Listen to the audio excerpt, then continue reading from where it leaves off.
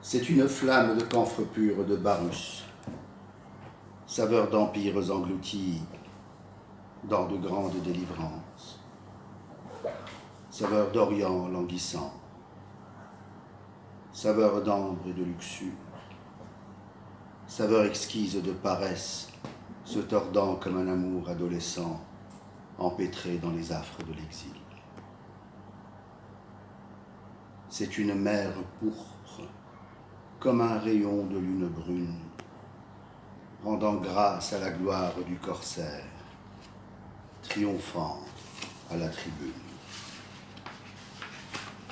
Ô toi, corsaire triomphant des grandes rages du gisant, dans quel présage as-tu vu le visage de l'Orient? Ah, que de douleurs insoupçonnables,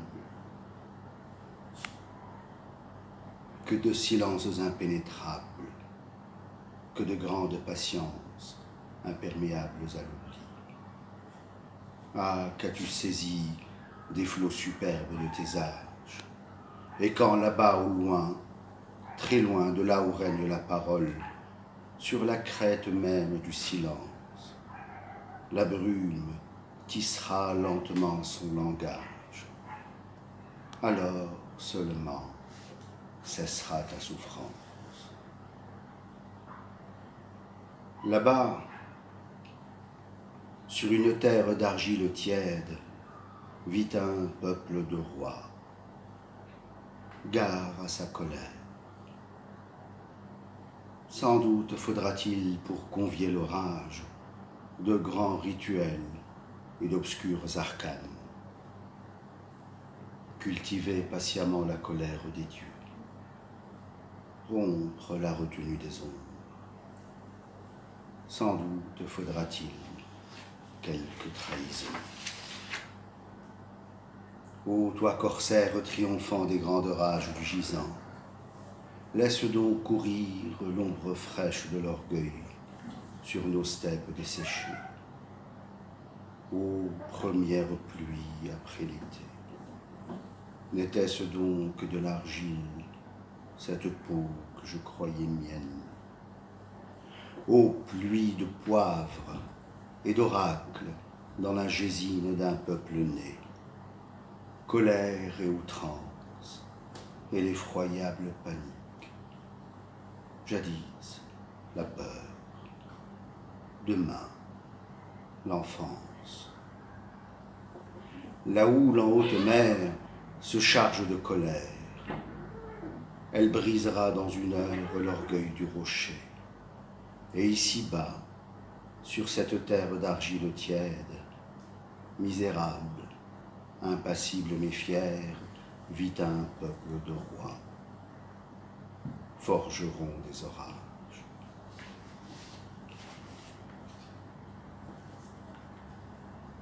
Et à l'appel du corps, présent nous le fûmes sur le champ des moissons. Est-ce faillir de hâter la chute d'un tronc de bois nu? Bien d'autres encore consentiront ce jour à l'ivresse et la mort. Ils marcheront indifférents à la rugueuse tyrannie, et à la nuit tombée, ils rentreront chez eux, le devoir accompli. L'orgueil, flamme de camphre pur de Barus, saveur d'empires engloutis dans de grandes délivrances. Oh, dis donc, ma mère, ma sœur, mon enfant, tu pleurais, j'imagine, de nous voir périr. Le déshonneur est une mort qui nous sied à ton rang. Et à l'orient des âges, frémissait déjà ta silhouette altière. Ce soir, s'endormiront dans de paisibles clairières la lune et son amant incestueux. Nul ne peut se prévaloir de plus ample ordonnance. Nul ne peut quérir semblable gloire. Ô toi l'orageuse, la sombre, la farouche, les voilà sur ta trace.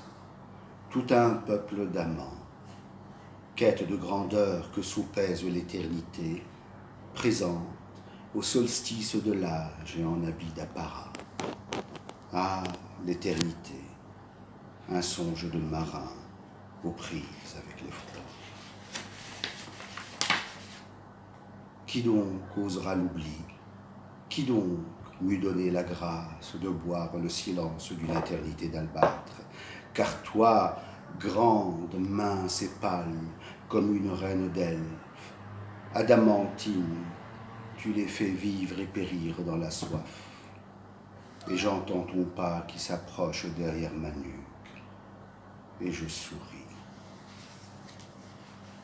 Ô gisant que fut mon silence lacéré par l'affront, rage des premières nuits d'amour, nourrie par une pluie d'été.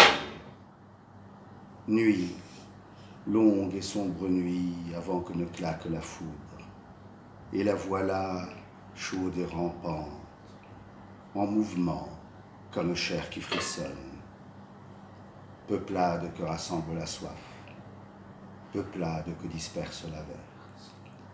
Ah, grande plaine de Zama.